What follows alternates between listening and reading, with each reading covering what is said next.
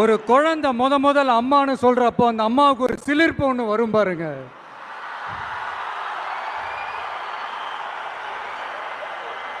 அந்த சிலிர்ப்பு எப்படி இருந்துச்சுன்னு அந்த அம்மாவை கேட்டால் அவங்களால தெளிவாக விளக்கி சொல்ல முடியும்.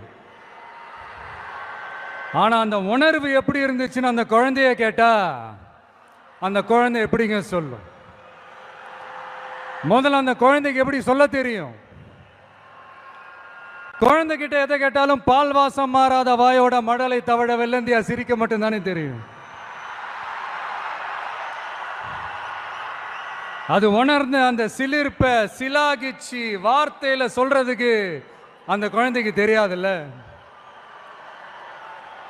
அப்படி ஒரு உணர்வோட தான் இப்ப உங்க முன்னாடி நான் நிக்கிறேன்.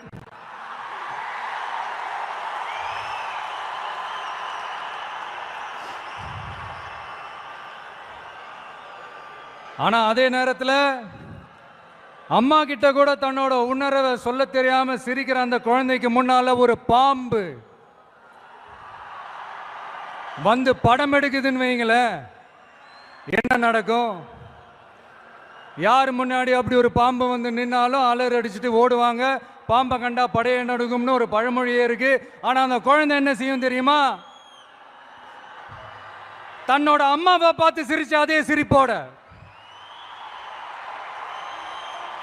கொஞ்சம் கூட அலட்டிக்காம அந்த பாம்பையும் சிரிச்சுக்கிட்டே தன்னோட கையில பிடிச்சி விளையாட ஆரம்பிக்கும்.